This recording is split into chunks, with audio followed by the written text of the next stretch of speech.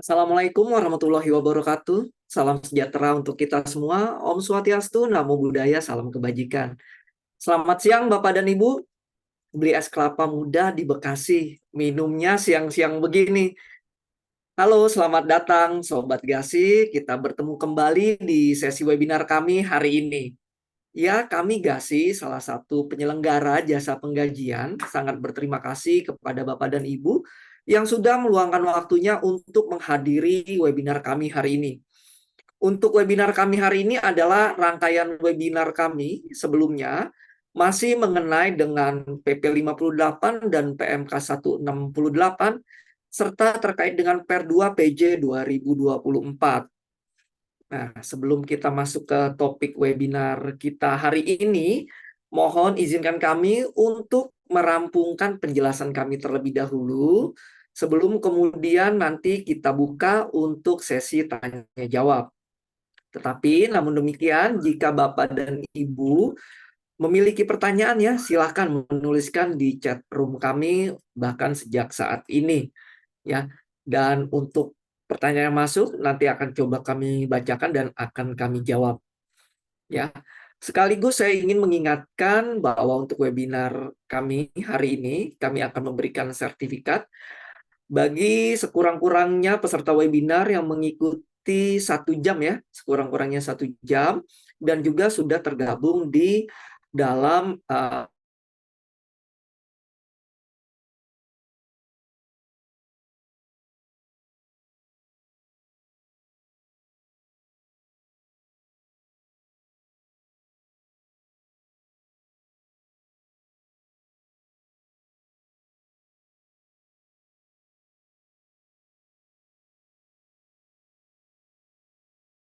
8 dan PMK 168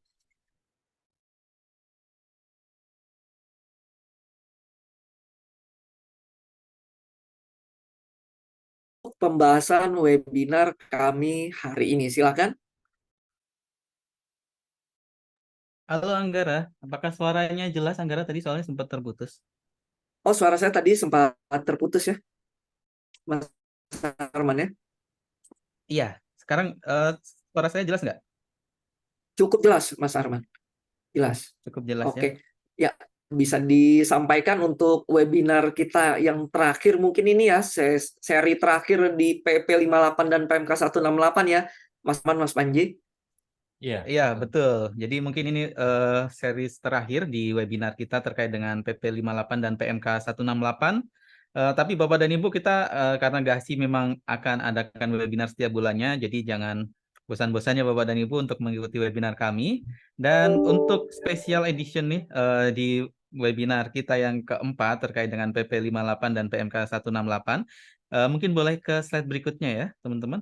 Jadi kita di sini kita akan bahas terkait dengan summary apa yang sudah kita bahas dari webinar yang pertama, kedua, dan ketiga terkait dengan update P58 dan PMK nomor 168. Nah, jadi yang kedua kemudian kita akan bahas sebenarnya apa sih summary perubahan perhitungan untuk PPA pasal 21 itu sendiri dengan adanya peraturan yang baru ini. Dan kemudian yang ketiga nanti kita akan bahas pertanyaan Bapak dan Ibu yang sebelumnya kami tidak sempat jawab ya atau respon di webinar yang sebelumnya karena keterbatasan waktu. Kita akan bahas secara lengkap di webinar hari ini Bapak dan Ibu. Mungkin itu Anggara untuk materi webinar kita hari ini ya. Baik, terima kasih Mas Arman, Mas Panji. Berarti kita akan coba summary-kan terlebih ya dari series kita sebelumnya dan sekaligus menjawab juga nih beberapa pertanyaan memang yang belum terjawab di sebelumnya, dan kalau kita lihat memang masih banyak yang mempertanyakan untuk case-case seperti itu ya, Mas Arman, Mas Panji. Ya, betul. Oke, Anggara. bisa kita sampaikan untuk summary-nya antara untuk PP 58 dan PMK 168 untuk merefresh kembali ya. Mungkin terdapat Bapak dan Ibu yang baru saja bergabung ya di series terakhir kita ini. Silakan. Oke, Bapak dan Ibu. Jadi untuk summary dari perubahan peraturannya sendiri, mungkin boleh ke slide berikutnya ya. Kita mulai dari perubahan yang terdapat di dalam PP nomor 58 tahun 2023.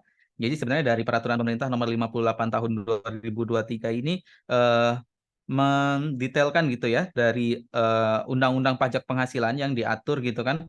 Di situ kan memang waktu itu belum menjelaskan tarif efektif rata-rata gitu ya. Jadi dengan terbitnya PP 58 ini adalah yang menjadi dasar nantinya terbitnya PMK nomor 168, di mana di dalam PP nomor 58 ini terdapat tarif yang baru selain tarif pasal 17 Undang-Undang Pajak Penghasilan, yaitu terkait dengan tarif efektif rata-rata, atau mungkin Bapak dan Ibu lebih familiar menyebutnya dengan TER gitu ya, tarif efektif rata-rata.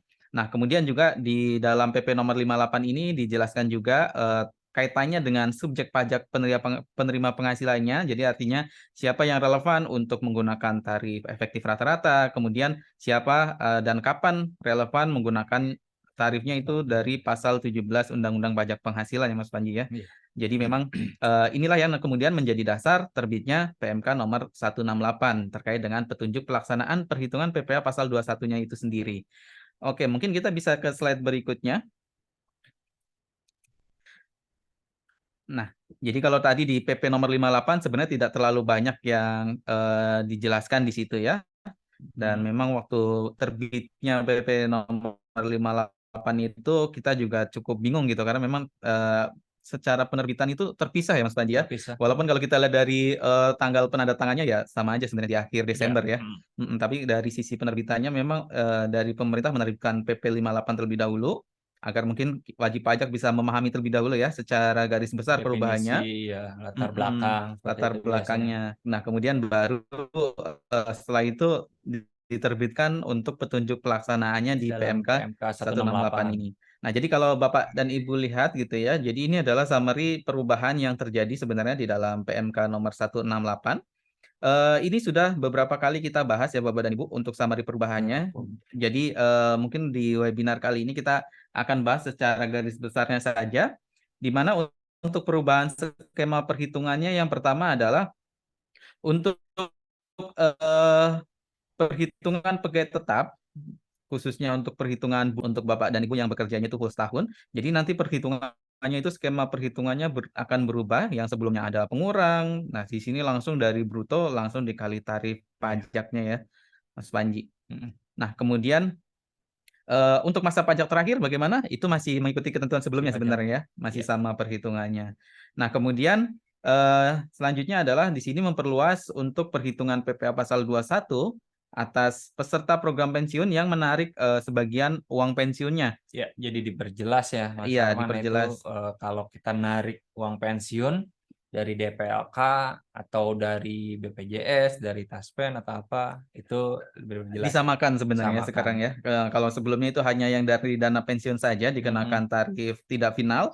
Nah, kalau sekarang baik yang dari BPJS TK, Asabri dan Taspen itu ketika dicairkan sebagian ketika statusnya masih pegawai itu perhitungannya sudah jadi tidak final ya. Iya, Jadi karena disamakan. beberapa di jam sostek juga ada pencairan Sebagian ya. Ketika kepesertaan sudah 10 tahun. Iya. Betul.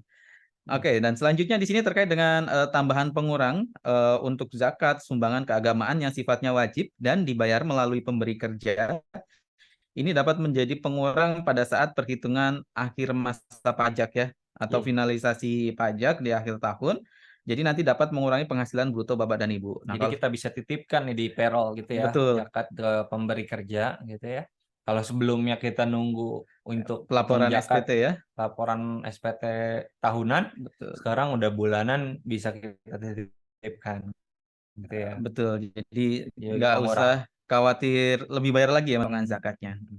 Itu kemudian memperjelas terkait dengan kemarin seperti yang kita melalui masa COVID itu kan ada insentif DTP ya, pajak ditanggung pemerintah. Ini juga sudah diperjelas bahwa itu merupakan pengecualian yang dipotong PPh pasal 21. Kemudian yang terpenting nih Bapak dan Ibu, salah satunya adalah di sini terkait dengan penggabungan seluruh penghasilan pegawai tetap dalam 1 bulan. Ini artinya apa? Artinya kalau misalkan Bapak dan Ibu ada beberapa pembayaran gitu ya, di dalam 1 bulan. Di dalam 1 bulan itu nanti untuk perhitungan pajaknya itu nanti digabung menjadi satu gitu ya. Nah, itu yang jadi dasar nanti untuk dilaporkan juga pada EBUPOT PPh pasal 21 dan 26. Ya, sebelumnya banyak sekali Pertanyaan pertanyaan mengenai kalau ada penghasilan yang dibayarkan terpisah gitu, THR THR atau misalnya apa, paling sering ya. itu gimana? Ya selama masih ada penghasilan yang bergerak, itu akan dihitung ulang lagi gitu ya. Betul. Karena digabung dulu baru dipotong yang sebelumnya udah dipotong Iya, gitu dikurangi ya. yang sebelum dipotong Karena berapa. pada dasarnya di PMK 168 ini atau menggunakan TER ini itu tarifnya single Single tarif. tarif. Berarti ya berubah bruto harus hitung ulang lagi ya. Betul. Dan ini harus digabung semua, nggak bisa terpisah. Nggak bisa terpisah. Jadi maksudnya kalau ada pembayaran THR, ya itu nanti ketika misalkan ada pembayaran setelahnya adalah gaji, pada saat menghitung gaji nanti dihitung Dihitung ulang lagi. semuanya, Mas Digabungin Panji ya. dulu, dihitung ulang. Oke. Baik, selanjutnya terkait dengan pemotongan PPh pasal 21 atas natura dan kenikmatan. Jadi ini juga melanjutkan dari PMK nomor 66 ya tahun 66. 2023 kemarin. Dan di sini artinya sudah diperjelas kembali bahwa natura itu menjadi objek pajak kecuali yang dikecualikan di PMK nomor 66. Jadi diperjelas. Nah, selanjutnya selain itu ya Bapak dan Ibu, ini juga ada penyesuaian pengaturannya di dalam PMK nomor 168 ini terkait dengan mempertegas pemberi kerja yang tidak wajib untuk melakukan pemotongan. Itu ada orang pribadi yang memang mempekerjakan pekerja tapi tidak di bisnis utamanya, gitu ya, itu tidak wajib untuk melakukan pemotongan. Kemudian terkait dengan organisasi internasional, nah itu juga tidak wajib Nggak untuk wajib ya. melakukan pemotongan, betul. Nah, kemudian dari PMK 168 ini juga menggabungkan PMK yang lain terkait dengan biaya jabatan, biaya pensiun, kemudian PMK pengurang penghasilan harian, itu semuanya digabung di PMK yang 168 ini. Iya. Jadi agar tidak terlalu banyak peraturan ya Mas Panji ya, dan Bapak dan Ibu. Kemudian menambah pengecualian penghasilan yang dipotong untuk PPh pasal 21, itu ada bantuan, sumbangan, dan hibah. Namun ini ada syaratnya gitu ya Bapak dan Ibu, jadi nggak asal sumbangan kemudian ini dapat dikecualikan dari objek PPh 21. Selanjutnya menyesuaikan pengurang penghasilan bruto untuk bukan pegawai dengan konsep PMK 141. Jadi memang ada beberapa hal yang bisa dikurangkan dari penghasilan bruto bukan pegawai. Selanjutnya penambahan contoh untuk perhitungan PPh pasal 21 bagi dokter ya, penghasilan yang Bukan diterima pegawai. oleh dokter, bukan pegawai kategorinya. Selanjutnya menegaskan hak penerima penghasilan untuk menerima bukti pemotongan dan tidak ada kewajiban pembuatan bukti potong itu baru ketika tidak ada penghasilan yang dibayarkan. Jadi artinya mau tarif TER-nya 0% itu tetap harus Kalau ada dibuatkan bukti penghasilannya potong. dibuatin bukti potong. Nah, Betul. karena ini hak penerima, tentunya akan menjadi kewajiban bagi pemotong atau pemberi kerja gitu ya. Yang membayarkan penghasilannya Mas Fandi ya. Iya, yang membayarkan. Jadi ini untuk karena memang latar belakangnya tadinya terkait dengan penerbitan PP 58 dan 168 ini untuk menaikkan kepatuhan administrasi perpajakan ya sebenarnya Mas Panji ya. Iya. Makanya dari sini juga diperjelas bahwa kewajiban dari pemotong adalah menerbitkan bukti potong. Selanjutnya ketika terdapat case lebih bayar, ini LB maksudnya di sini adalah lebih bayar gitu ya Bapak dan Ibu dalam satu masa pajak, ini secara perusahaan itu nanti kelebihannya bisa dikompensasikan ke masa pajak berikutnya. Dan ini juga tidak harus berurutan ya Bapak dan Ibu. Nah ini yang perlu diperhatikan juga. Dan yang terakhir terkait dengan PNS itu harus membuat surat pernyataan ketika bekerja di dua pemberi kerja atau lebih. Kalau dilihat seperti MK 168 ini TER ini lebih apa namanya, lebih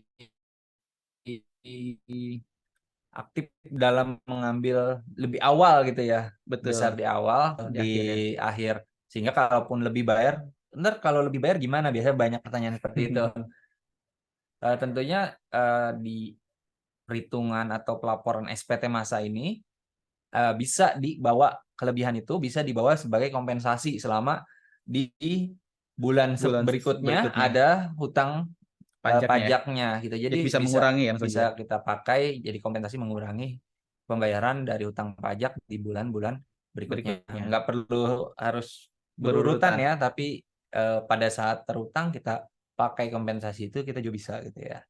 Jadi sebenarnya memang kewajibannya adalah memotong, ketika pun motongnya adalah masih ada sisa pada dalam 1 tahun, tetap dikembalikan, tapi kita tetap ada bisa dikompensasikan ya, Mas Arman. Betul. Itu banyak sekali tuh pertanyaan dari Bapak dan Ibu, dari teman-teman Gasir semuanya juga untuk bertanya seperti itu. Oke. Ya mungkin itu Anggara untuk update summary perubahan peraturan terkait dengan PP dan juga PMK 168. Silakan. Ya, baik. Terima kasih Mas Arman, Mas Panji. Jadi tadi terkait dengan summary-nya kita ada perubahan struktur juga ya di PP 58 gitu ya. Dan paling banyak sebenarnya memang pokok perubahan yang terjadi di PMK 168 ini gitu ya. Baik itu dari tata cara berhitung pajak, lalu pengkategorian objek pajak juga ya di dalamnya gitu ya. Ini nanti coba kita bedah ya pertanyaan-pertanyaan tadi yang sempat Mas Panji juga lontarkan nih yang ada dari luar juga ya. Seperti itu. Nah, kalau kita bicara perhitungan nih teman-teman di sini ya. Nah, mungkin kita juga perlu mengulas kembali nih apa sih yang menjadi perbedaan perhitungan sebelumnya ya jika kita bandingkan dengan yang ada di PMK 168 ini. Boleh dijelaskan teman-teman? Boleh, baik Anggara, terima kasih atas waktunya. Kita akan refresh mengenai perhitungan di slide berikutnya. Itu yang pertama untuk perhitungan pegawai tetap ya. Jadi kita ada perbandingan dari yang sebelumnya menjadi yang sesuai dengan setelah diterbitkan PP 58 dan PMK 168. Ya. Jadi dari sebelumnya memang sudah dikenal masa pajak kecuali masa pajak terakhir dan masa pajak terakhir itu, dan di PP 58 itu ada definisinya ya. Jadi pada saat masa pajak terakhir itu Desember atau pada saat karyawan keluar berhenti bekerja. Pada saat sebelumnya untuk masa pajak kecuali masa pajak terakhir itu perhitungannya bruto sebulan. Terus ada biaya jabatan, iuran pensiun, lalu ada penyetahunan disetahunkan, lalu juga dikurang PTKP, dan tarif pasal yang progresif. Jadi beberapa progresif itu di pasal 17, baru kemudian dibagi 12. Sedangkan jadi bisa saja ada multi atau pembiasan di penyetahunan gitu ya. Ada pembiasan di biaya jabatan atau perhitungan pensiun atau PTKP pun gitu, seperti itu. Namun dengan menggunakan TER ini untuk setiap masa pajak kecuali masa pajak terakhir ini lebih strict. Jadi brutonya kita tahu, sama-sama tahu ya, penghasilan yang diberikan perusahaan, itu lalu juga kita mapping, Mas Arman, Mas Angga, kita mapping itu dia TER A, B atau C sesuai dengan tax status PTKP-nya. PTKP-nya ya yang kemarin kita ini ada TER A, TER B dan TER C seperti terpapar di layar ini. Kemudian pada saat kita hitung tahu tarifnya. Nah, kemarin kita tarifnya itu ya udah langsung dikalikan dengan brutonya, udah sesimpel itu. Jadi nggak ada kata pegawai A, kata misalkan kata HR begini, kata pajak begini, itu nggak ada perbedaan seharusnya ya. Pokoknya kalau kita udah tahu bruto ya udah tinggal kali tarif ya. Sedangkan pada masa pajak terakhir sama sebenarnya, PPh setahun didapat dari bruto setahun yang aktual dikurang biaya jabatan, dikurang iuran pensiun, PTKP, lalu pasal 17. Itu pajak setahun. Sedangkan kalau untuk yang masa pajak terakhir di pajak setahun di PP baru ini, PP 58 atau PMK 168, ini ditambahkan tadi yang Mas Arman sampaikan, ada zakat. Ada zakat ya. Kalau kita mau nitipkan iuran zakat kita, zakat wajib kita ke perusahaan dan dikoordinir, itu bisa diikut sertakan dalam pengurang. Nah, itu kemudian baru dikurang PTKP dan dikali pasal 17. Dapat pajak setahun. Nah, pajak Desembernya atau pajak masa pajak terakhirnya gimana? Ya udah, pajak setahun dikurang dengan yang sudah dipotong di bulan-bulan sebelumnya yang aktual. Artinya sisanya ya, Mas Panji. Sisanya. Jadi poinnya adalah makin setahunnya sama, tapi mungkin di Desember akan berbeda. Kalau lebih agresif, lebih besar di awal-awal, berarti sisanya lebih kecil gitu kan. Kalau kita punya hutang 12, kalau kita bayarnya 1 sama ya biasanya 1 atau dibayarkannya 1,1, kan sisa di Desembernya akan lebih beda ya, Betul. lebih kecil. Akan lebih kecil. Walaupun secara pajak 1 tahunnya Akan akan tetap sama ya, Mas Panji ya? seperti itu. Mm. Itu perbedaannya. Jadi setahunnya sama, tapi bulanannya sudah nggak ada pemahaman atau pendefinisian atau pengertian yang berbeda gitu, lebih Mm-mm. mudah. Itu makanya dalam PP 58 ini tujuan utamanya adalah mempermudah dan Betul. juga mudah divalidasi juga, baik di Dirjen Pajak Dirjen juga Pajak tentunya ya. yang lebih mudah Gitu. ngecek hitungannya ya, Mas Mudah Panji. ngecek. Itu untuk yang pegawai tetap ya. Untuk ininya. Nanti mungkin kombinasi-kombinasi perhitungan pajaknya atau komposisi brutonya yang mungkin Mm-mm. ada beberapa yang kalau di industri swasta lebih kompleks, ada yang net, ada yang Mm-mm. gross gitu ya. Betul. Nah, itu nanti kita akan bahas. Kemudian untuk yang pegawai tidak tetap, perubahannya tentunya Bapak dan Ibu juga ada dari industri yang mempunyai agen, mempunyai WDLA, atau mempunyai yang karyawan yang bukan tetap tapi tidak tetap tapi dibayarkan bulanan gitu ya, Betul. di luar definisi pegawai tetap. Ya, jadi ini ada pegawai tetap, kalau sebelumnya itu ada yang dibayar pegawai tidak tetap, boleh di Ke slide berikutnya slide mungkin ya. berikutnya. Mm-mm. Nah, ini ada dulu sebelumnya terlewat.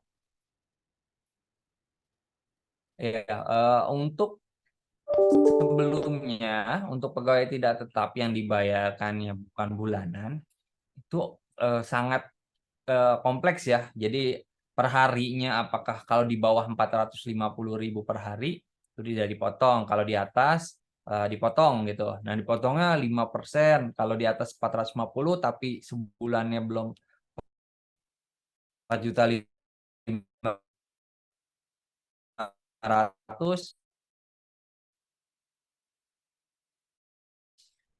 di Mas Panji, Mas Arman, PP brutonya dikurang dengan PTKI melewati. Suara Sebentar. saya dengar? Sepertinya mohon maaf, stabil, Mas. Mas Panji, Mas Arman, sepertinya agak Halo, terputus-putus. halo. Ya, Ya. halo. Di terakhir Ya, di mana, Mas Angga?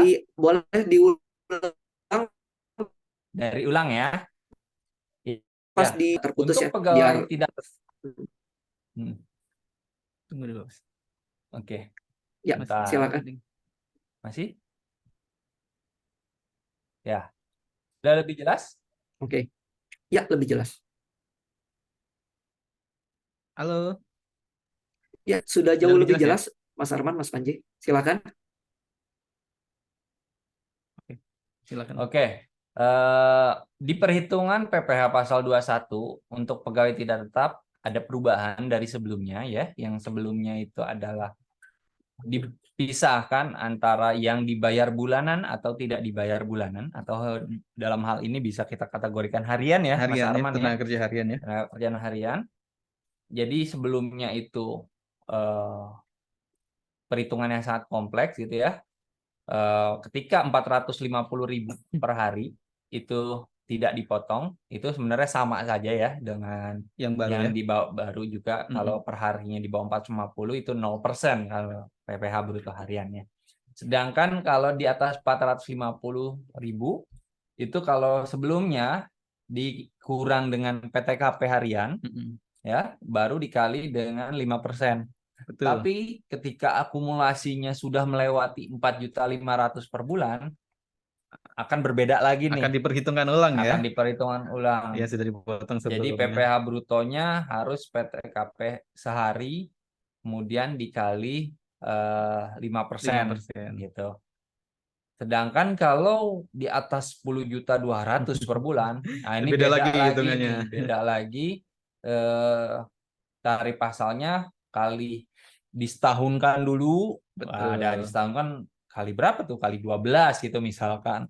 Dikurang PTKP, PTKP-nya apa nih? PTKP setahun juga. Terus baru tarif pasal 17. Nanti dibagi lagi. Wah, ini bingung nih. Nah, makanya dari itu di PP 58 dan 1 PMK 168 ini dipersingkat. Jadi ketika dia tidak dibayar bulanan, acuannya adalah hari per hari. Betul.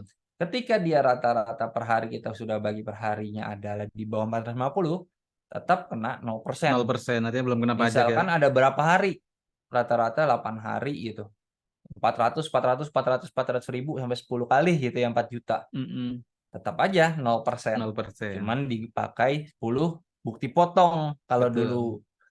kalau dulu 1 bukti potong, kalau sekarang harus bikin 10. 10 bukti potong. Ya, itu di Artinya PNK. per pembayaran Per pembayaran kalau harus ada memang bukti bayar potong. hari, nanti bukti potongnya hari juga. Kemudian kalau di atas 450, tarifnya ya udah flat aja, 0,5%, 0,5%, 0,5%, 0,5%. Gitu ya. Kalau bayarnya per harian. Kalau bayarnya seharinya di atas 2.500.000. Nah, ini langsung berubah semua, bukan kali tarif kali 50%, misalnya 2.500.000 kali 50%, 1, Setengahnya berarti ya. setengahnya 1,25 gitu ya, dikali pasal 17. Nah, pasal 17 kan mulai dari 5% tuh, 15, 15, 25, 30, 35. Ya berarti kali 5%. Nah, itu. Jadi lebih mudah di situ untuk pegawai tidak tetap nih yang dibayar harian. Jadi bedanya harian atau bulanan. Kalau yang bulanan balik ke efektif bulanan. Kalau sebelumnya pasal 17-nya PPh bruto dikurang PTKP bulanan kali pasal 17. Kalau yang baru langsung menggunakan bulanan seperti pegawai. Jadi yang lebih kita simpel harus ya. tahu PTKP-nya berapa sama brutonya. Betul. Tapi mungkin yang perlu diperhatikan, definisi pajak di sini untuk pegawai tidak tetap ini bukan artinya adalah berkaitan dengan PKWTT ya. Iya, bukan. PKWT. Jadi bukan Bapak dan Ibu. Jadi di sini artinya adalah ya kalau yang lama definisi lamanya itu adalah tenaga kerja lepas. Yang memang betul. tidak ada kontraknya ya Mas Lanji ya. Iya. Gitu. Betul. Jadi kalau dari sudut pandang pajak sebenarnya untuk PKWT ataupun PKWTT masuknya sebagai pegawai tetap gitu. Cuman Nah, ini yang perlu statusnya masih diperhatikan. di PKWT atau PKWTT Betul. gitu ya. Oke, silakan Mas Lanji. Beda pemahaman definisi di di pajak sama di Disnaker mungkin ya. Betul. Oke, selanjutnya ini yang bukan pegawai. Ada beberapa kita dalam payroll juga mengelola yang definisi bukan pegawai. Atau bisa juga dari finance atau dari mana ada tidak bukan pegawai itu seperti tenaga ahli. Lalu juga ada, boleh slide berikutnya, tenaga ahli, kemudian ada yang definisi sinambungan, ada tidak sinambungan. Itu yang sebelumnya itu kita kategorikan ada 3 jenis. Berkesinambungan atau tidak berkesinambungan. Nah, berkesinambungan juga ada definisinya lagi nih. Kalau punya NPWP atau pemberi kerja dipotong PTKP. Kalau tidak potong PTKP. Nah, kalau yang baru ini lebih simple dan lebih seragam jadinya. Ini pokoknya kita hitungnya bulanan aja.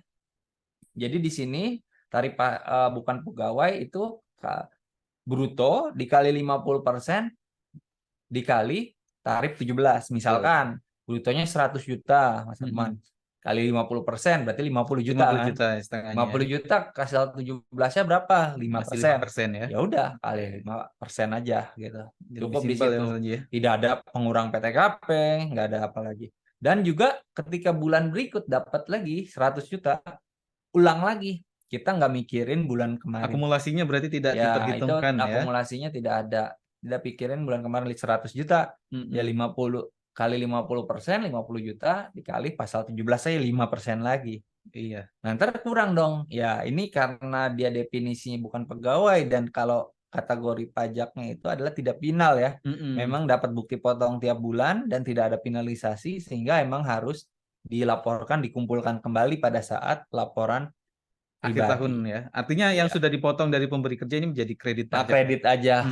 Tidak memang tidak secara pemotongan wajib pajak atau pemberi kerja itu hanya cukup untuk mengikuti yang pemotongan pada saat bulanan aja ya, Mas Arman. Oke. Nah, seperti itu. Kemudian yang terakhir, ini ada beberapa yang tidak final lainnya di slide berikutnya. Itu ada seperti peserta kegiatan, ada pegawai yang penarikan dana pensiun tadi ya. kemudian ada mantan pegawai, ada dewan komisaris atau dewan pengawas. Ya dulunya ada 2 pendekatan bruto dikali pasal 17 langsung gitu ya. Ada yang akumulasi atau enggak. Kalau nantinya peserta kegiatan yang pegawai menarik uang terkait pensiun, mantan pegawai, fokusnya per hari aja, per bulan itu aja. Bruto dikali pasal 17. Bulan depan dapat lagi peserta kegiatan, bulan depan dapat lagi mantan pegawai. Hitungnya normal lagi. Ulang lagi berarti ya, Mas Bruto Panji ya. kali pasal 17. Seperti itu. Nah, untuk dewan pengawas, nah berarti ini dewan pengawas didefinisikan berbeda nih di 168 itu menggunakan ter bulanan. Ya. Jadi kalau dewan pengawas ini, dewan komisaris dan pengawas ini kita harus tahu PTKP. Kalau pakai ter bulanan, tentunya kita harus tahu PTKP-nya, tentunya kita harus tahu brutonya gitu. Betul. Dia ter apa gitu kan? Kalau untuk PTKP. Menentukan tarifnya untuk ya. menentukan tarifnya. Nah, itu. Ini adalah perbedaan atau perubahan yang terjadi yang akan yang diterapkan di sejak 2024 ya, ini ya. sejak bulan Januari Bapak dan Ibu. Itu adalah rangkuman dari perubahan perhitungan tarif sebelumnya ke tarif. Itu Mas Anggara. Ya, baik, terima kasih Mas Panji, Mas Arman. Jadi pada dasarnya di PMK 168 ini memang lebih sederhana ya dalam proses berhitung pajaknya ya, mulai dari pajak pegawai tetap, lalu pegawai tidak tetap, lalu tadi ada juga bukan pegawai, dan yang terakhir mungkin pendapatan tidak final lainnya ya, seperti yang tadi sudah dijelaskan gitu ya. Nah, kalau kita bicara hitung-berhitung nih, saya mau meriletkan nih dengan pertanyaan kemarin yang masuk nih cukup santer juga ya, cukup banyak dan ya? mungkin sampai saat ini pun sepertinya ya masih banyak nih pertanyaan mengenai bagaimana kalau di suatu perusahaan menerapkan suatu pendapatan atau suatu komponen yang beragam, dalam artian ada yang komponennya bersifat gross, ada yang bersifat net gitu ya, atau di mix lah gitu ya. Jadi tidak gross semua, tidak net semua ya. Jadi ada di mix, ada yang ditanggung oleh pekerja pajaknya, ada yang diberikan tunjangan pajak oleh pemberi kerja. Nah, untuk menjawab pertanyaan seperti itu, nah boleh nggak nih kita dikasih pemahaman lagi nih soal bagaimana cara berhitung untuk komponen yang sifatnya mix atau yang ada nilai gross dan netnya. Silahkan. Oke, baik Anggara. Tadi pertanyaan terkait dengan bagaimana sih kalau misalkan di Bapak dan Ibu gitu ya, ada pembayaran yang sifatnya itu mix ya, antara komponennya ada yang gross, ada yang net, nah kemudian dibayarkannya bersamaan pula gitu ya dalam satu masa pajak. Lalu bagaimana cara berhitungnya? Oke, mungkin boleh ke slide berikutnya ya. Banyak ya di perusahaan itu gajinya itu gross gitu ya. Iya. Tapi yang komponen tunjangannya net gitu ya. Atau BIK ya, BIK biasanya atau itu banyak yang net. Kan di kita ya net seperti itu. Nantinya itu ada beberapa pertanyaan yang memang menjadi pertanyaan bagaimana sih ngitungnya. Tapi sebelum itu yang kita harus tahu di peraturan pajak Mas Arman, untuk ngitung tunjangan pajak sendiri itu sebenarnya tidak diatur. Tunjangan pajak itu biasanya ada yang diatur waktu sebelumnya itu ada porsi tetap ya Mas Arman ya. Betul. Porsi tetap di mana itu terserah mau pajaknya berapa, tunjangan pajaknya diberikannya misalnya 100.000. Wah, itu bebas gitu. Cuman kan kita mau yang presisi. Gitu ya, bagaimana ada formulanya. Nah, ini nanti juga kita akan bahas ya gitu ya. Ini ada list pertanyaannya kemarin. Secara garis besar gimana Mas Arman tuh ya? Iya. Oke Bapak dan Ibu, jadi memang seperti yang tadi Mas Panji sampaikan gitu ya, di dalam PMK 168 sendiri, memang di situ kan ada beberapa contoh yang diberikan gitu ya Bapak dan Ibu, tapi memang untuk yang spesifik bagaimana cara berhitung ketika komponen penghasilannya itu sifatnya mix, memang tidak ada aturannya ya Mas Panji ya, di dalam PMK nomor 168. Ada 2 contoh yang mungkin bisa jadi rujukan, itu untuk pajak yang ditanggung oleh pemberi kerja sama pajak ketika perusahaan memberikan tunjangan pajak. Tapi di situ pun contohnya untuk nilai tunjangan pajaknya sama Ya, fix ya Mas Panji ya. full grossing up ya kalau istilah kalau Yang Bapak Ibu itu untuk yang ditanggung. mau ditanggung. Iya, kalau untuk yang tunjang memang nilainya fix Mas Panji. Jadi Oh ya memang fix ya kalau itu ya benar. jadi memang ya dari situ ya kita artinya dari sisi perusahaan kita perlu menjabarkan gitu ya dari contoh yang ada bagaimana sih cara berhitungnya gitu ya karena Ya. memang tidak ada contoh perhitungannya yang pasti artinya dari pajak itu kan.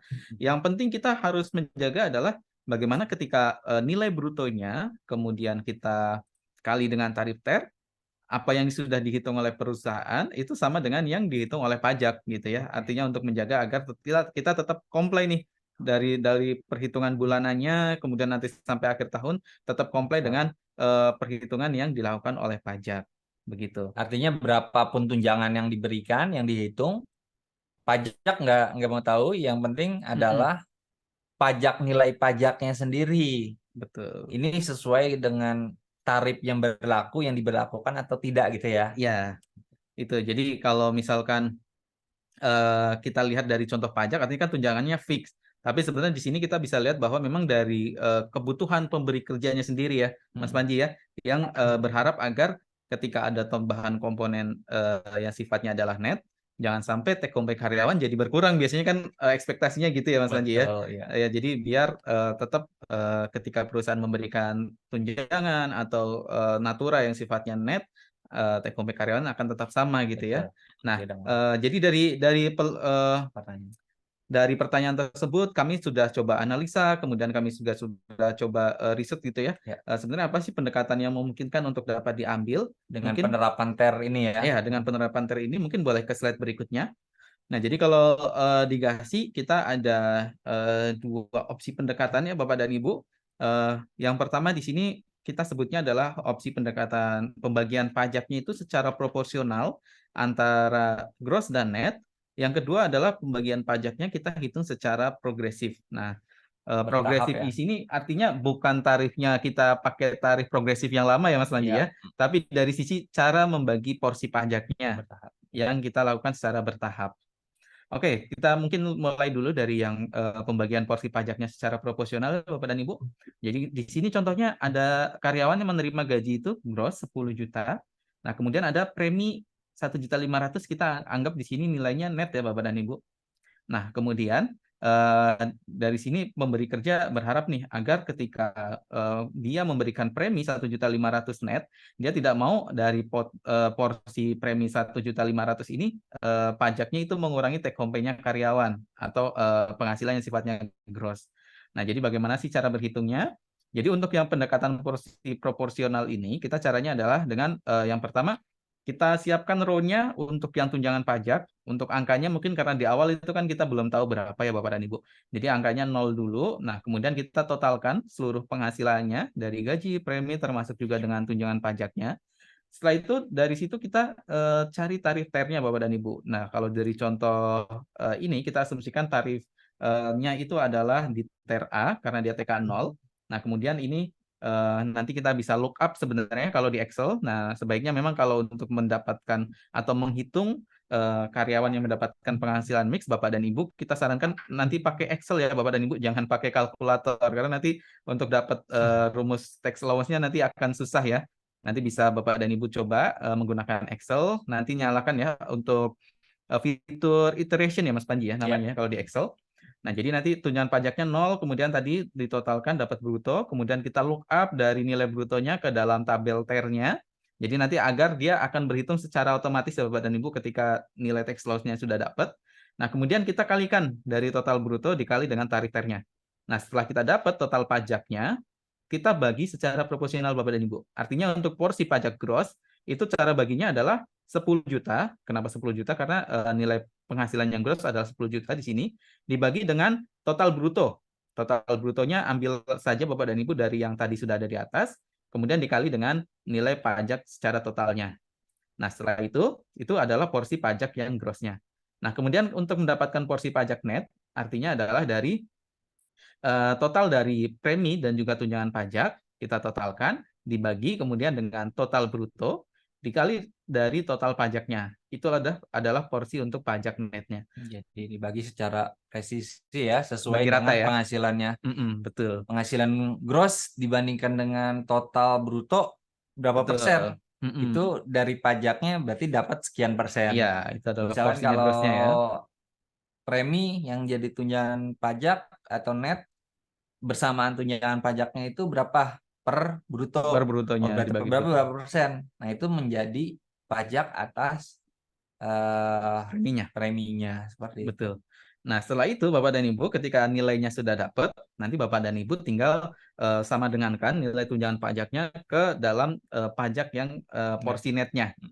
Nah, nanti kan Excel akan berhitung secara otomatis untuk mendapatkan porsi netnya berapa gitu ya.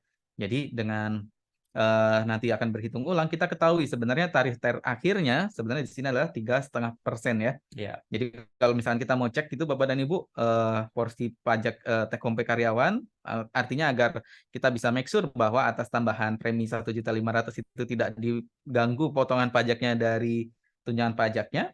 Nah, kita bisa lihat. Jadi kita bisa hitung ulang 10 juta dikali dengan tarif ternya 3,5%, artinya 350 ya Mas Panji ya. Iya. Sudah sama ya. Gitu. Jadi ya begini cara untuk berhitung secara proporsional. Ya. Nah, kemudian Artinya kalau di proporsional ini bisa dilihat ini satu tarif ya, Satu yang tarif. 10 juta kena semua 3,5% dari total pajaknya, yang 1,5 juga akan menghasilkan tunjangan pajak di itu dan pajaknya kurang lebih 3,5% juga gitu ya. Betul. Ini juga sebenarnya spirit dari pemerintah ya untuk memudahkan Memudahkan. dalam perhitungan. Jadi memang single tarif gitu. Dan memang yang akan dipastikan pajaknya definisi benar adalah kalau total brutonya 11.554, berarti tarif pajaknya harus 3,5. Betul. Dan harus bayar pajaknya 404 juga. Iya. Nah, itu yang sebenarnya yang akan laporkan ke pajak ya. Gitu. Oke. Nah, kemudian ketika kita sudah gunakan proporsional, kemudian kita cek gitu ya pro kontranya apa gitu ya. Jadi memang kalau di compare dengan perhitungan sebelumnya ya Mas Panji, ketika kita masih pakai per 16, kita bisa lihat memang artinya dengan pendekatan proporsional ini itu akan karena single tarif jadinya ya. Iya. Jadi potongan karyawan memang akan terlihat lebih tinggi ya Mas Panji ya untuk bulanannya, karena memang ketika ada tambahan penghasilan sifatnya net, ya semuanya akan jadi berubah tarifnya gitu kan. Ya, nilainya prinsipnya TER ini ketika brutonya berubah, karena bruto itu mempengaruhi tarif, ya semuanya akan berubah diperhitungkan Ya, ulang. kita gaji 1 juta, tapi kita ada komponen lain 100 juta gitu ya. 100 juta Ya berarti kita ngikut tarifnya 101, bukan 1 juta gitu. Ya. Nah, itu maka dari situ akhirnya muncul juga nih pendekatan yang lain ya Mas Panji ya. Yang disebut kita di sini adalah pendekatan secara progresif atau bertahap untuk berhitungnya. Nah, jadi contohnya di sini masih sama untuk nilainya. Nah, tapi untuk bertahap ini biasanya dihitung gross dulu ya Mas Panji ya. Karena saya mau ngitung gross dulu nih, karena pajak gajinya biasanya gross gitu. Ya udah sendiri. Nah, jadi contohnya di sini kita hitungkan dulu atas 10 juta, kita look up untuk total brutonya ke dalam tabel TER-nya. Di sini dapat 2% ya untuk tarif TER-nya, artinya sebenarnya dari 10 juta dipotong 200.000. Ya. Nah, ini kita kunci angkanya ya Mas Panji ya. Nah, setelah itu kita tambahkan untuk penghasilannya dengan premi yang diterima tadi 100.500. Kemudian kita hitung ulang. Nah, karena tunjangan pajak kan pastinya belum dapat di awal gitu ya Bapak dan Ibu. Jadi kita hitung ulang dari 11.500.000, kita look up ke tarif TER-nya. Di sini dapat 3,5%. Nah, kita kalikan. Nah, kemudian untuk angka tunjangan pajaknya ini kita selisihkan dari total pajaknya dikurangi dengan tadi pajak yang porsi gross-nya. Jadi artinya dari kenaikan tarif yang 2% ke 3,5% ini nantinya akan ditanggung seluruhnya oleh perusahaan ya Mas Panji, ditunjang ya. Dibebankan ke komponen net sebenarnya gitu ya, betul. Mas Arman ya. Akan dibebankan komponen net. Jadi artinya memang kalau kita compare kanan dan kiri, kita bisa lihat bahwa tunjangan pajak di sini nilainya akan jadi lebih tinggi ya. Iya. Karena sebenarnya kalau 200 itu yang 10 juta pada saat kita gabungin sebenarnya jadi 11 juta dan beda tarif Beda lagi tuh tarif, Mas Arman. betul. Berarti dia kurang 1,5% Sebenarnya sebenarnya. kurang 1,5%, Tapi tapi di sini karena ini kita hitungnya bertahap gitu ya, yang gross ini nggak gerak, tapi yang bergerak adalah yang terakhir, ya udah berarti pajak semua 3,5% dari 11 juta dikurang dengan yang udah dipotong itu 200.000. dibebankan di pajak 1,5 gitu sebenarnya Iya, ya. dibebankan ke tunjangan pajak. Pajak premi istilahnya. Betul. Nah, jadi ini pendekatan yang muncul juga ya Bapak dan Ibu. Tapi kalau kita lihat gitu ya, pada saat nanti kita lapor ke pajak, sebenarnya kan karena kita lapornya itu kan dari nilai brutonya ya Bapak dan Ibu. Nilai bruto total brutonya berapa? Artinya baik yang pendekatan proporsional ataupun pendekatan progresif, sebenarnya Akan ketika nanti diterima. kita laporkan ke pajak, potongan pajaknya sama ya Mas Tetap Panji ya. akan diterima Akan gitu. tetap komplek hasilnya karena sesuai dengan yang dipotong di Iya. pajak gitu. Cuma memang dari sisi pembagian porsi pajaknya saja di sini yang akan berbeda ya. Ya, Untuk dari 404 itu dapat dari yang 11.554, 409 itu dapat dari 11.700. 11.709. Artinya memang dari sisi Seperti itu. brutonya kalau progresif akan jadi lebih tinggi ya. Iya. Mm-mm. Dan yang tadi kita bahas ya Mas Panji, untuk tunjangan pajak ini juga tidak diatur berapa nilainya. Iya. Artinya memang ini adalah Kita mau cari dengan formula ya, Mas Arman ya. dengan Ini. formula. Oke. Nah, setelah kita tahu konsep dari proporsional dan progresif ini, pendekatannya, pada dasarnya kaidah TER-nya itu kita di bruto dan tarif TER serta pajaknya sudah memenuhi gitu ya. Kita mau terapkan di proporsional atau progresif, tentunya kita harus tahu nih pro dan kontranya Pro dan gimana tuh, Mas kontranya, Arman. betul. Oke, mungkin kita bisa Ya, ke slide berikutnya ya. Ya, ya Mas Arman, Mas Panji, kalau kita bicara itu kan pasti kami-kami ini ya dari sisi perusahaan mau tahu lebih jelas dong kira-kira kita bisa gunain yang mana gitu. Kami harus melihat dari apa dulu untuk melakukan pendekatan mana sih yang sesuai dengan perusahaan kami ini gitu ya. Pasti kan berbeda-beda nih. Mungkin ada advice gitu ya dari Gasi gitu, dari Mas Arman, Mas Panji untuk agar kami dapat melihat lebih jauh lagi nih dan juga nantinya akan memutuskan atau menerapkan perhitungan mana nih ya yang sekiranya bisa mendekati dengan perusahaan kami ini gitu, Mas Arman, Mas Panji. ya baik Mas Anggara. Ya, jadi dengan tadi ya Bapak dan Ibu, dua pendekatan tadi itu artinya memiliki plus minusnya sendiri. Nah, sebenarnya kita di sini juga kita coba lihat gitu ya dari sudut pandang perusahaan ketika misalkan nanti ingin mengambil keputusan, sebenarnya ada beberapa hal yang kita perlu lihat gitu ya, kita perlu perhatikan. Yang pertama di sini terkait dengan arus kasnya sendiri ya Bapak dan Ibu. Yang pertama untuk pendekatan proporsional, kita bisa lihat bahwa untuk pendekatan proporsional nilai tunjangan pajaknya itu akan lebih kecil ya Bapak dan Ibu dibanding dengan pendekatan yang progresif. Karena memang untuk proporsional nilai pajaknya itu nanti dibagi rata ya antara penghasilan yang gross dan juga penghasilan yang net. Jadi kalau kita lihat dari sudut pandang arus kas gitu ya, dari sudut pandangnya perusahaan, untuk perusahaan di sini akan lebih baik dari segi arus kasnya di bulan Januari sampai dengan bulan November. Kenapa? Karena tadi dari sisi pembayaran tunjangan pajaknya itu dari Januari sampai dengan November dia akan relatif lebih kecil ya Mas Panji ya dibanding dengan pendekatan yang progresif, karena tadi progresif itu dia kan tunjangan pajaknya jadi menanggung selisih pajak yang grossnya ya. Jadi dia akan lebih cenderung lebih besar dari bulan Januari sampai dengan bulan November. Itu untuk pendekatan yang proporsional. Kemudian yang pendekatan proporsional pun artinya dari sudut pandang karyawan dia juga ibaratnya membayar pajaknya lebih cepat di awal ya Mas Panji ya. Dia mencicil pajaknya di awal itu lebih tinggi. Nah, artinya berbanding dengan terbalik dengan progresif. Untuk yang progresif, nah di sini dari sisi take home pay karyawan dari bulan Januari sampai dengan bulan November itu dia akan relatif lebih besar. Karena dari nilai pajaknya dia tarif TER-nya itu juga tarifnya lebih kecil ya karena dihitungkan di awal terlebih dahulu dan karena nilainya dikunci ya. dihitungnya atas dirinya sendiri Atas gitu. penghasilan grossnya saja. Betul. Nah, sebaliknya berarti dari sisi perusahaan Januari sampai Novembernya dia akan membayar pajaknya lebih tinggi dulu gitu Bapak dan Ibu. Nah, tapi kita perlu lihat gitu ya, karena memang di akhir tahun nanti kan baik yang progresif atau proporsional nanti akan dihitung ulang lagi gitu ya, berapa penghasilan yang kita terima dalam 1 tahun, dihitung ulang. Nah, kemudian nanti sisanya itu kita yang menjadi pajak di masa pajak terakhir atau masa pajak bulan Desember gitu ya. Nah, jadi ini kita lanjut ke poin 2 sekaligus itu ya Bapak dan Ibu, bagaimana sih fluktuasi take home pay di akhir tahunnya atau di bulan Desember.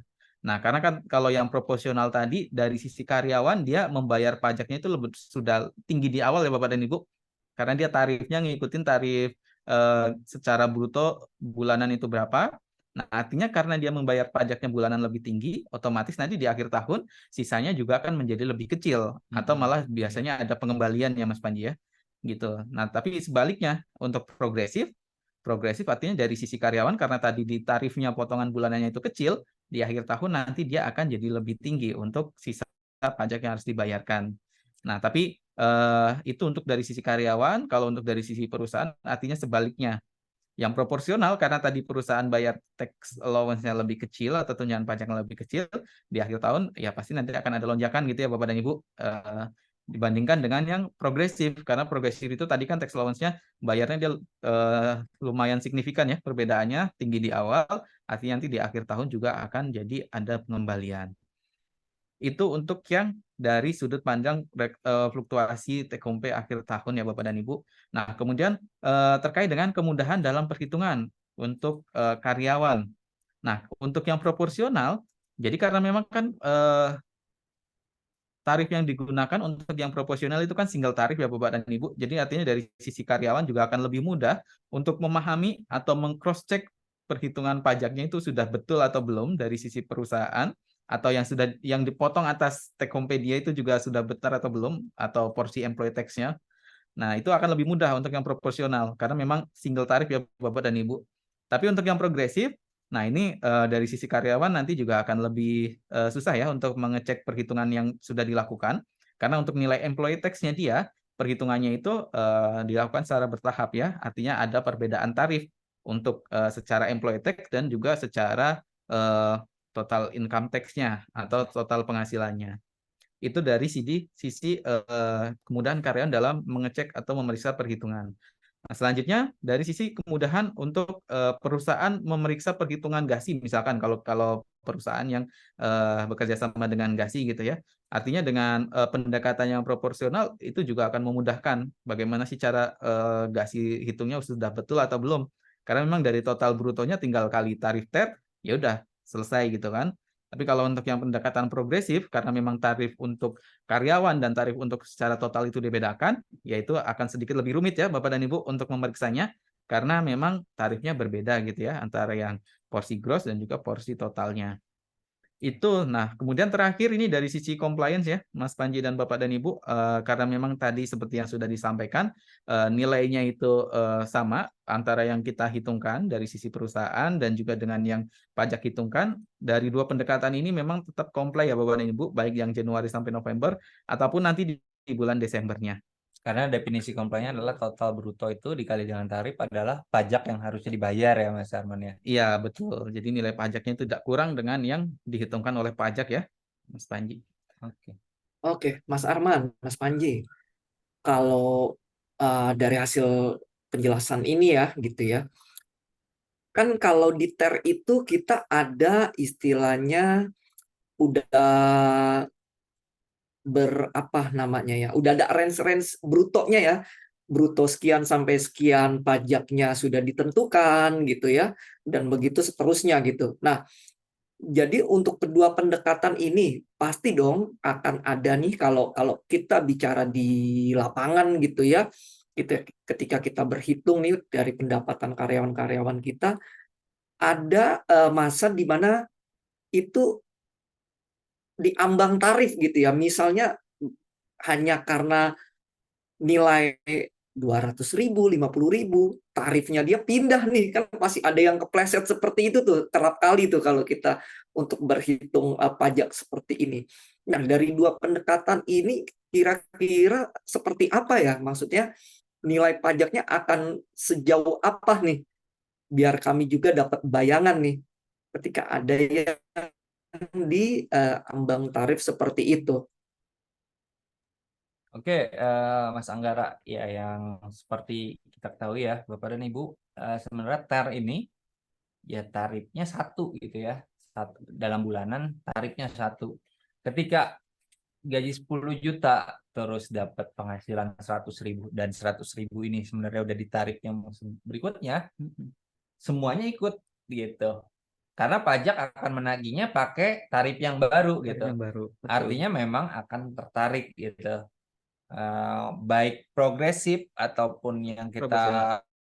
kita pada saat kita hitung mix gitu, baik yang proporsional maupun progresif, keduanya akan tertarik. Tapi ingat di akhir tahun tetap kita hitung ulangan ya.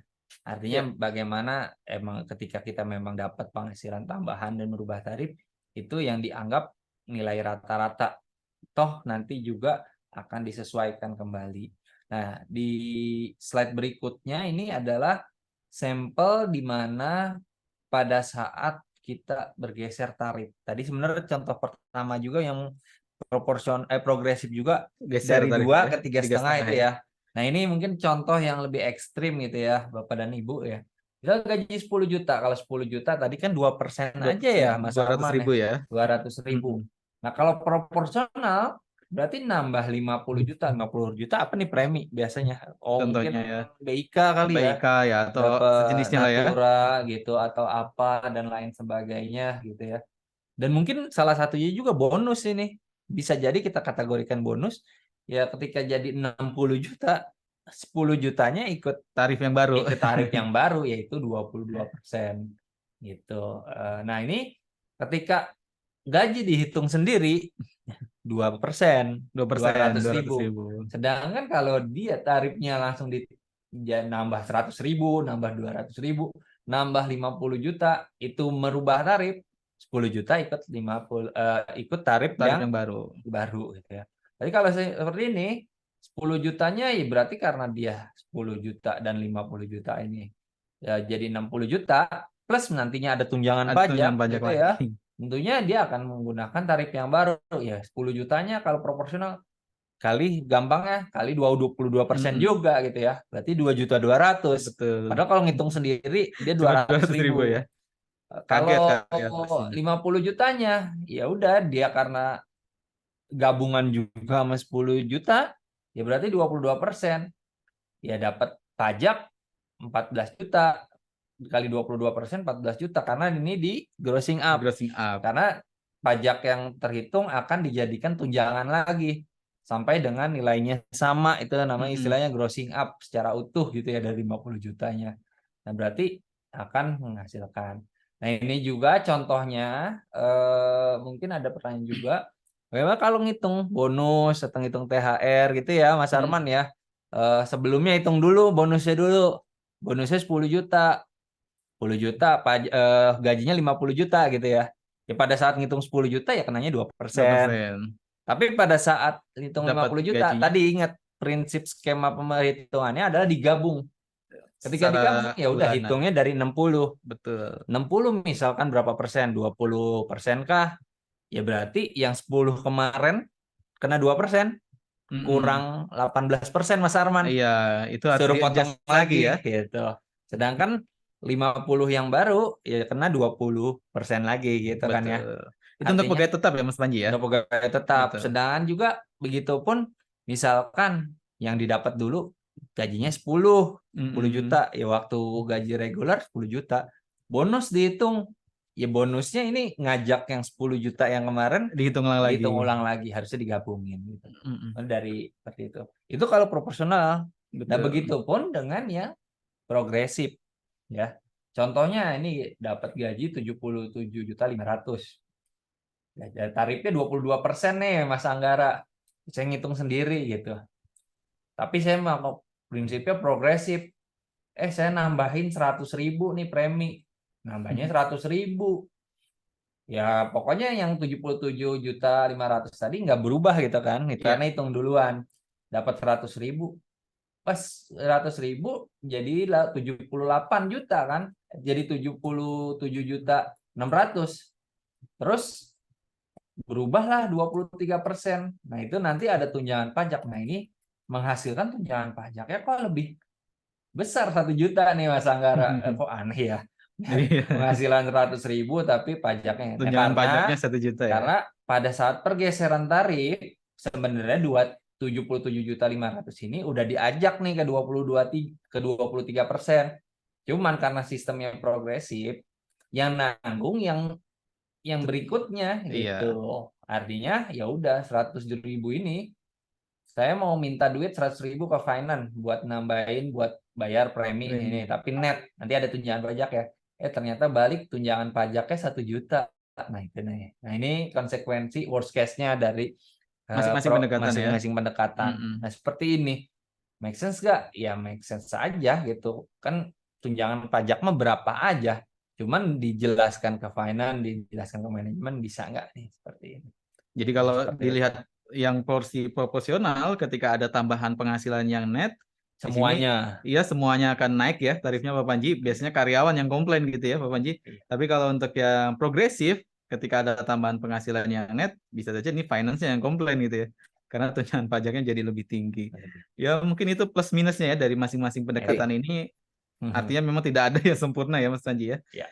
Oke. Ya, berarti dari 2 pendekatan ini sebenarnya ada nilai pro dan kontranya juga Ya, yang kalau tadi di artinya proporsional, ya betul. dari sisi karyawan kan bayarnya 2.200.000 nih. Mungkin Iya. kalau kita melihat dari point of view employee gitu ya, waduh karyawan gede nih bayarnya. Tapi kalau dari sisi progresif memang lebih kecil, hanya 17.050.000. Tapi dari sisi perusahaan ketika dia ada nilai net lain ya tadi kan ya, gara-gara 100.000 perusahaan harus menanggung atau menambah nilai pajak sebesar 1 juta gitu kan ya.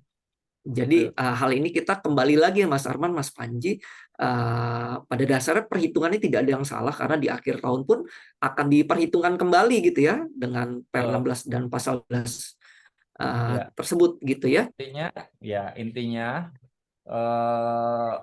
perhitungannya itu yang jadi acuan adalah total bruto dikali tarif gitu. Nah, ini pajaknya udah sesuai atau belum? Oke. Baik, terima kasih Mas Panji, Mas Arman. Kalau begitu kita lanjutkan ya.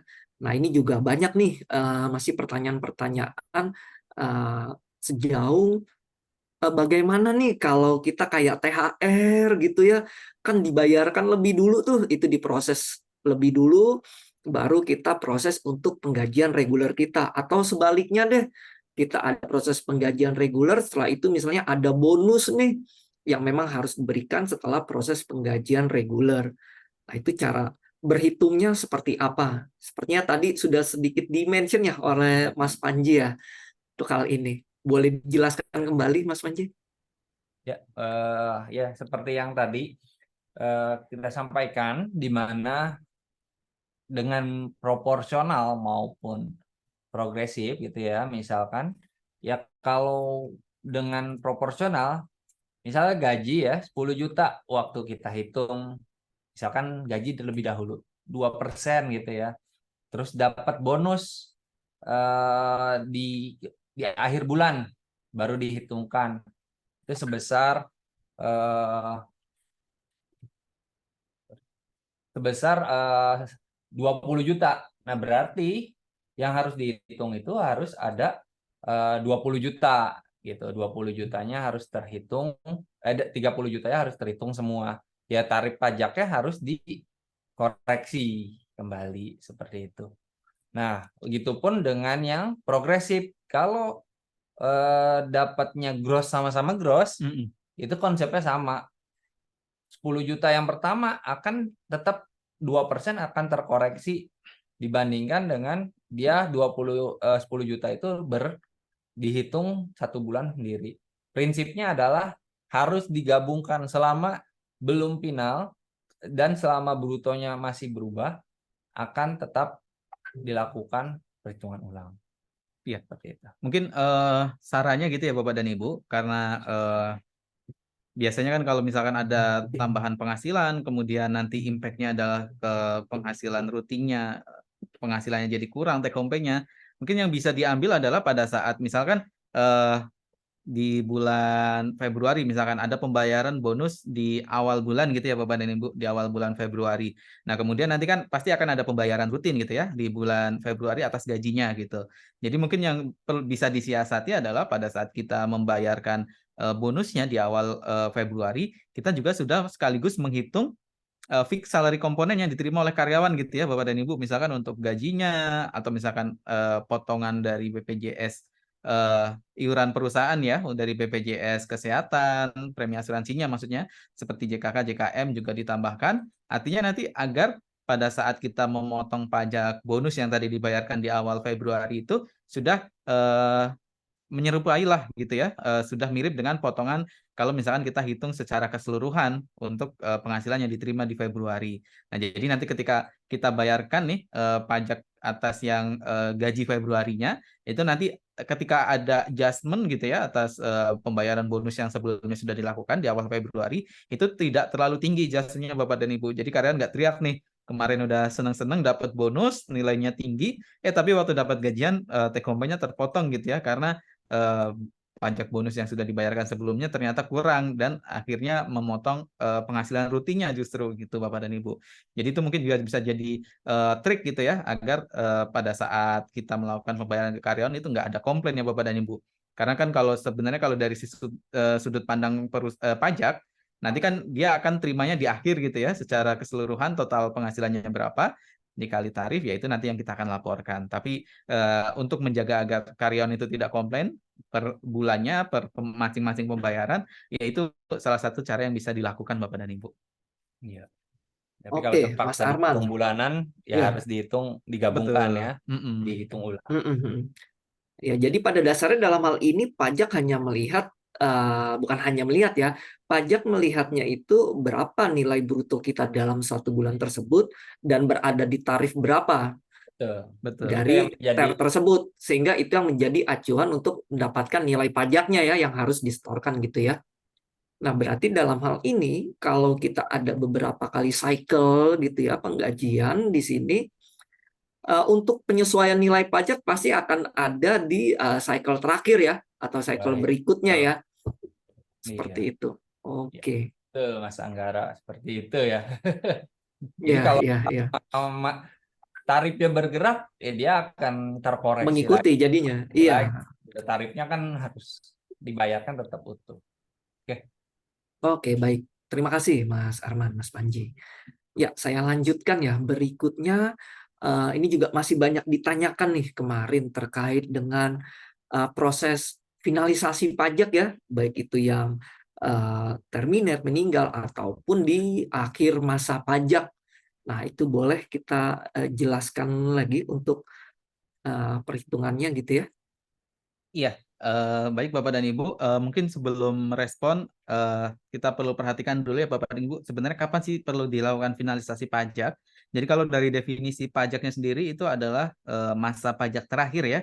Itu case-nya untuk masa pajak terakhir itu penjelasannya sebenarnya sudah ada di PMK nomor 168. Itu contohnya seperti bulan Desember, kemudian ketika karyawan berhenti bekerja, itu juga termasuk definisi masa pajak terakhir, atau ketika ada karyawan yang meninggal dunia. Dan juga kalau kita lihat di Per 02 ya Mas Panji, termasuk juga untuk karyawan yang dipindah tugaskan dari kantor cabang atau kantor pusat. Nah, ini juga termasuk dalam definisi masa pajak terakhir. Nah, namun ini yang terakhir ini terkait dengan karyawan dipindahkan memang penjelasannya tidak ada di PMK 168 ya Mas Panji ya. Ya. Jadi memang baru ada di Per 02 terkait dengan bentuk dan tata cara pengisian bukti potongnya. Nah, jadi untuk perhitungan masa pajak terakhir ini memang sedikit berbeda ya Bapak dan Ibu dengan yang pemotongan bulanan seperti yang tadi sudah dijelaskan oleh Mas Panji di awal. Artinya kalau misalkan tadi di bulanan itu hanya dari penghasilan bruto langsung di mapping ke tarif ternya berdasarkan PTKP-nya. Nah, tapi kalau untuk di finalisasi pajaknya di masa pajak terakhir itu nantinya adalah kita menggunakan tarif dari pasal 17 Undang-Undang Pajak Penghasilan ya.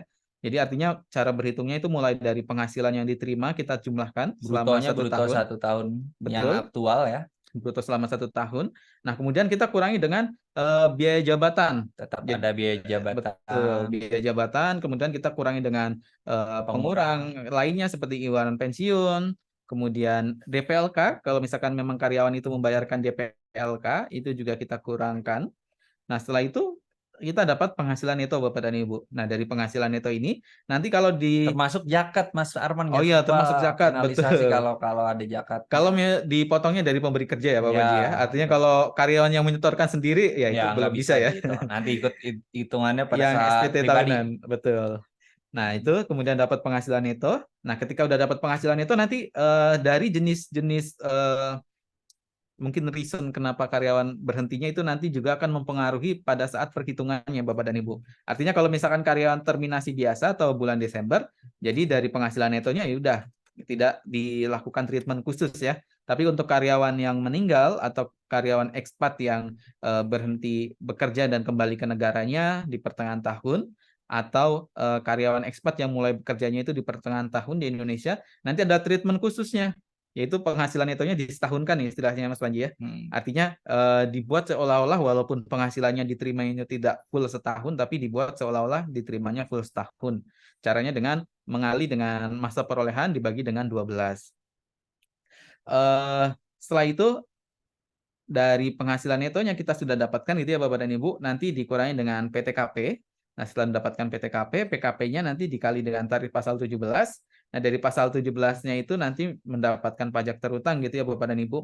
Nah, dari pajak terutang ini kalau misalkan memang bukan yang ekspat atau yang meninggal, nanti dikurangkan dengan potongan yang sudah dilakukan per bulannya dari Januari sampai November. Sisanya itu adalah yang harus dibayarkan di masa pajak terakhir atau di bulan Desember. Atau tadi ya, ketika karyawan berhenti bekerja, karyawan meninggal, itu juga termasuk definisi dari masa pajak terakhir. Nah, mungkin yang perlu diperhatikan Bapak dan Ibu, sesuai dengan PMK 168 ini, karena memang ketika Bapak dan Ibu misalkan berhenti bekerja di tengah tahun dan ingin melanjutkan bekerja di tempat yang lain di tengah tahun juga gitu ya. Nah, Bapak dan Ibu perlu perhatikan agar meminta bukti potong 17-21A1 ke pemberi kerja Bapak dan Ibu. Nah, ini agar nanti bisa diperhitungkan di pemberi kerja yang baru ya. Karena memang kalau sesuai di PMK 168 ini sudah boleh diperhitungkan ya Mas Panji ya. Iya. Gitu. Kalau di peraturan yang lama itu kan memang ketentuannya sudah dihapus. Nah, artinya memang tidak jadi kewajiban buat perusahaan untuk memperhitungkan. Bahkan tidak memperhitungkan pun juga tidak salah ya sebenarnya Mas Panji ya. Tapi kalau dari PMK 168 ini yang baru, karena memang sudah ada contohnya ketika karyawan berhenti bekerja dan membawa bukti potongnya ke pemberi kerja yang baru, ya ini bisa dimanfaatkan. Agar apa? Agar nanti pada saat di akhir tahun Bapak dan Ibu, pribadi waktu lapor pribadi kurang Tidak bayarnya itu tidak terlalu tinggi gitu ya.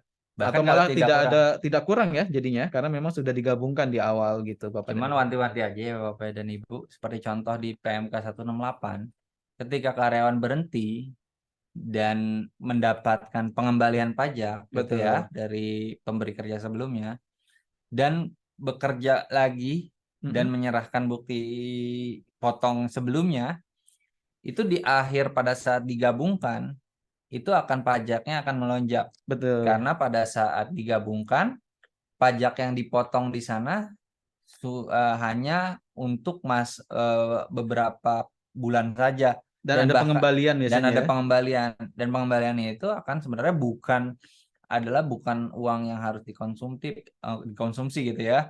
Tapi Artinya ini itu sebenarnya cadangan untuk kita bayar pajak lagi di gitu. akhir tahun. Karena ketika kita gabungkan kita akan terpotong lebih besar pada Betul. dasarnya. Itu ada dicontoh di PMK 168. Sampelnya ketika dia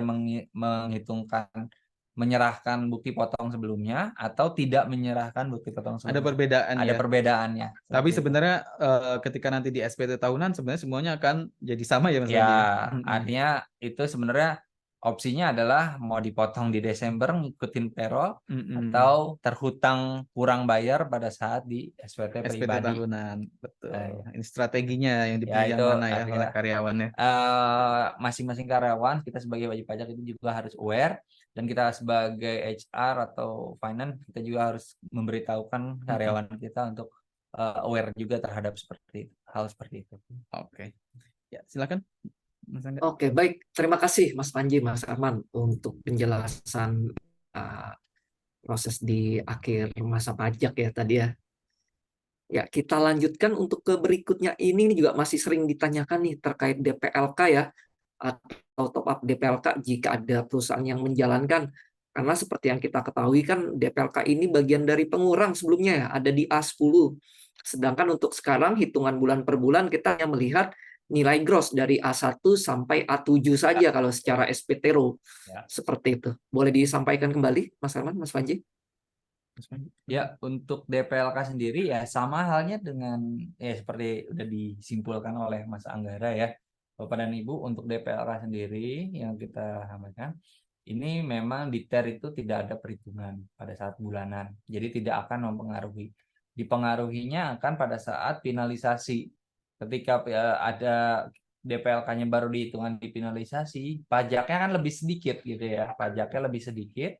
Sehingga ketika pajak lebih sedikit dibandingkan dengan pajak yang sudah disetor Januari sampai November itu misalkan pajak Januari Novembernya besar karena nggak memperhitungkan DPLK gitu, potongan DPLK yang dari karyawan, sehingga akan ada pengembalian pajak.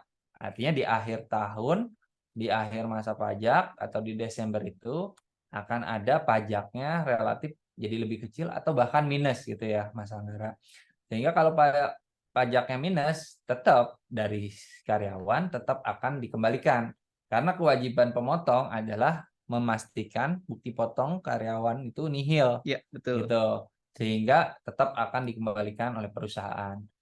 Toh pajaknya dari perusahaan, pajaknya dari mana nanti? Kan itu sebenarnya potongan pajak ya. Bisa dikurangi dari setoran pajak secara total, ataupun ketika semua ada lebih bayar tadi seperti di skema perhitungan atau pengaturan, perubahan pengaturannya, lebih bayar itu ketika semuanya lebih bayar itu bisa dikompensasikan ke masa berikutnya Dalam gitu. satu NPWP Dalam satu NPWP yang sama. pemberi kerja berarti artinya dia lebih bayar maksudnya Mas Panji Iya, ya? semuanya misal ikut Minus DPLK semua gitu ya. semua. Terus kembalian ada harus pengembalian pajak gitu ya Mas Iya. Arman.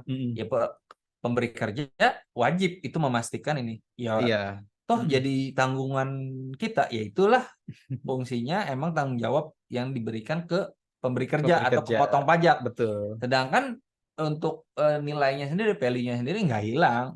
Ada namanya kompensasi yang bisa kita manfaatkan ya. Dan kita akan mengurangi dari utang pajak berikutnya. Bulan-bulan berikutnya. Seperti itu Mas Anggara. Tapi tetap dihitungnya pada saat di akhir masa pajak. Ya, terima kasih Mas Panji, Mas Arman. Jadi dalam hal ini terkait DPLK, dari sisi karyawan maupun perusahaan tidak perlu khawatir ya, karena pada dasarnya jika memang secara nilai potongannya lebih besar, ya jika ada terdapat pengembalian pajak, ya itu dari karyawan juga tidak kehilangan, dari sisi karyawan itu juga bisa dilakukan proses kompensasi atau tabungan ya, sebenarnya udah ada gitu ya, tinggal dialokasikan saja mau ke bulan berapa atau periode yang mana gitu ya. Iya, betul. Oke, berikutnya terkait dengan ini nih, bukan pegawai. Kemarin juga masih banyak nih, bukan pegawai kan beragam ya. Tadi di awal kan sempat kita singgung juga tuh.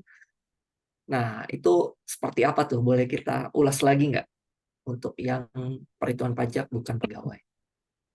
Ya, baik. Jadi untuk bukan pegawai sendiri ya Bapak dan Ibu, kalau sebelumnya seperti yang tadi sudah dijelaskan oleh Mas Panji ya, ada 3 kategori. Ada yang tidak berkesinambungan, kemudian ada yang berkesinambungan satu pemberi kerja mau punya NPWP gitu ya, kemudian ada berkesinambungan lebih dari satu pemberi kerja atau tidak punya NPWP. Nah, itu kan memang ada 3 kategori yang perhitungannya akan jadi lebih rumit ya Bapak dan Ibu.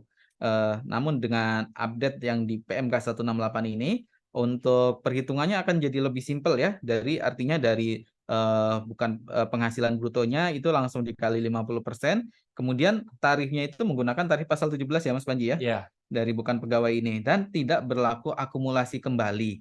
Jadi artinya memang ya udah dari penghasilan yang diterima di bulan berjalan berapa, langsung kali 50% kali tarif pasal 17. Bulan berikutnya ketika menerima kembali, langsung kita ulang lagi gitu ya perhitungannya kali 50% kali tarif pasal 17. Jadi memang lebih simpel ya Bapak dan Ibu. Dan untuk bukan pegawai ini, kalau di SPT masa PPh pasal 21 sebelumnya itu kan jenisnya ada beberapa kode pajak ya, kode penerima penghasilan ya. Nah, itu kan ada yang berkesinambungan, ada yang tidak berkesinambungan. Dengan adanya perubahan skema perhitungan ini di bukti kode penerima penghasilan untuk bukan pegawai ini juga ada update-nya ya Bapak dan Ibu. karena memang sekarang tidak Dipisahkan lagi. dipisah-pisahkan lagi gitu ya. Jadi artinya yang masuk sebagai bukan pegawai di sini ada tenaga ahli, kemudian ada konsultan. Ya, detailnya ada sebenarnya di PMK 168. Mungkin kalau Bapak dan Ibu bingung ketika ada pegawai selain tenaga pegawai tetap gitu ya. Ini masuknya kategori apa, klasifikasi apa gitu. Bapak dan Ibu bisa langsung rujuk aja di PMK 168, di situ ada contoh-contohnya gitu ya. Untuk bukan pegawai itu seperti apa saja contohnya, kemudian peserta kegiatan seperti apa. Nah, itu nanti Bapak dan Ibu bisa mapping ke yang ada diatur di dalam PMK 168 saja. Jadi biar tidak salah, karena nanti ketika salah penafsiran dari subjek pajaknya, otomatis perhitungannya bisa jadi berbeda gitu kan. Jadi biar tidak salah, Bapak dan Ibu mapping saja sesuai dengan yang di PMK 168. Nah, itu nanti untuk menentukan bagaimana cara berhitung untuk masing-masing subjek PPh pasal 21 itu sendiri. Anggara. Baik, terima kasih Mas Arman, Mas Panji. Jadi secara garis besar memang tidak ada lagi proses akumulasi ya untuk yang bukan pegawai. Jadi setiap pendapatan yang didapatkan itu kita cari DPP-nya ya dengan mengkalikan 50% dari total gross-nya itu, lalu dikalikan dengan tarif pasal 17 ya, seperti itu. Betul. Ya, baik Bapak dan Ibu, mungkin itu saja ya untuk pembahasan kami hari ini, karena secara riset yang sudah kami lakukan dan beberapa pertanyaan mungkin yang banyak nih di lapangan yang sudah tadi coba kami jabarkan ya, bagaimana cara berhitungnya dan bagaimana kita bisa melihat contohnya juga di PMK 168 itu. Ya, untuk berikutnya saya langsung saja ya Mas Arman, Mas Panji, Bapak dan Ibu. Ini ada pertanyaan yang sudah masuk, coba saya sampaikan dulu dari Firdaus Hakim ya. Jadi yang pertama itu untuk perhitungan pajak penghasilan THR dan bonus. Nah, dalam hal ini apakah dimasukkan ke dalam gross penghasilan bulan tersebut ya, atau ada perhitungannya sendiri untuk THR atau bonus? Mungkin ini tadi di pembahasan kedua ya, Mas Arman dan Mas Ya, Panji ya. dibahas Sudah sebenarnya ya, dijawab ya. Sanggara ya. Mungkin boleh disampaikan lagi kali ya, Iya, oke. agar lebih jelas ya. Ya, baik. Jadi Bapak dan Ibu mengulang kembali ya. Jadi artinya dengan ketika ada pembayaran terpisah di bulan berjalan atau tambahan pembayaran, misalkan seperti THR atau bonus yang terpisah dari periode reguler, memang dengan desain PMK 168 ini, di mana untuk pegawai tetap itu penghasilannya yang dilaporkan bulanan itu adalah penghasilan gabungan ya Bapak dan Ibu selama 1 bulan. Artinya memang ketika ada pembayaran terpisah, misalkan gaji sudah dibayarkan tanggal 25, kemudian ada pembayaran bonus misalkan tanggal 30. Artinya memang pada saat kita membayarkan bonus, kita perlu perhitungkan ulang berapa sih gaji yang sebelumnya sudah diterima, nilainya berapa, kemudian kita gabungkan dengan bonusnya berapa, setelah itu kita hitung ulang. Nah, seperti yang tadi sudah dijelaskan, karena memang tarif TER itu lapisan tarifnya itu bedanya hanya sedikit ya Bapak dan Ibu, jadi akan sangat memungkinkan adanya pergeseran tarif TER-nya. Dan atas pergeseran tarif TER ini kan kalau misalkan tadi contoh di pendekatan proporsional nanti akan dibagi lagi gitu ya, bagi rata potongan pajaknya itu berapa. Jadi artinya nanti pada saat kita menghitung bonus di tanggal 30 tadi, itu nanti akan dihitung pajak totalnya itu berapa, kemudian dikuranginya sudah dipotong pada pembayaran gajinya. Artinya kalau misalkan pajaknya naik, artinya nanti selisihnya ya harus dipotong pada saat pembayaran bonusnya. Seperti itu Bapak dan Ibu. Nah, jadi mungkin agar adjustment yang terlalu tinggi itu tidak terjadi, mungkin sebisa mungkin untuk planning dari pembayarannya itu dibuat agar apa namanya ya bisa diantisipasi gitu ya Bapak dan Ibu, biar adjustment-nya itu tidak terlalu tinggi di salah satu periode saja. Jadi artinya pembayaran di periode-periode lainnya itu sudah memperhitungkan dengan kemungkinan pembayaran yang diterima di satu masa pajak ya Mas Panji ya. Ya, atau Gitu. sebisa mungkin jika memang tidak dibutuhkan untuk periode terpisah pada saat perhitungan penggajian, itu jangan dilakukan. Bisa gitu. masuk ke bulan berikutnya saja ya. aja, artinya lebih strict forward. Kecuali mungkin ada apa namanya kayak THR yang memang harus dibayarkan 2 minggu atau 1 minggu sebelum hari Betul. raya, yaitu bisa ya Perhitungannya bisa planningnya bisa di bulan sebelumnya, Mm-mm. 1 bulan sebelumnya, ataupun ya ketika pun harus diproses terpisah juga harus diinformasikan ya bahwa tetap akan ada koreksi di Periode reguler. periode berikutnya Iya, gitu. betul. Di Seperti bulan itu. yang sama gitu. Mm-mm. Seperti itu. Oke, baik. Terima kasih Mas Arman Mas Panji. Ini dilanjutkan kembali ya oleh Firdaus Hakim. Ini kali ini mengenai uang pensiun nih, teman-teman. Jadi ada uang pensiun yang dibayarkan itu secara berkala ya. Jadi misalnya di 3 bulan pertama nilainya misalnya 150 juta, lalu ada bulan-bulan berikutnya ada 50 juta, dan begitu seterusnya sampai selesai gitu ya. Nah, eh, ini proses berhitungnya jika kita mengacu ke PMK 168 ini seperti apa kan? Karena kalau melihat di rumus sebelumnya atau yang lama ya, masih menggunakan perhitungan yang berkesinambungan nih secara pertanyaan seperti itu. Ya, Boleh baik. disampaikan? Jadi terkait dengan manfaat pensiun ini ya Bapak dan Ibu, nanti perlu dicek. Kalau misalkan di sini pertanyaan tadi kan ini ada pembayaran 150 juta kemudian dibayarkan 3 kali gitu ya. Yang perlu pertama dilihat sebenarnya dari segi pembayarannya ini apakah memang karena uang manfaat pensiun itu kan bisa dikenakan pajak tidak final, bisa juga masuk ke pajak final ya Bapak dan Ibu. Nah, kalau tidak final itu kan syaratnya tadi seperti yang diupdate PMK 168 itu adalah pembayarannya itu dilakukan ketika peserta masih menjadi pegawai gitu ya. Jadi dilakukan penarikan sebagian, artinya nanti pemotongannya tidak final. Nah, kalau tidak final itu nanti tidak dilakukan akumulasi. Jadi artinya memang per pembayaran yaitu ditentukan berapa nilai pajaknya.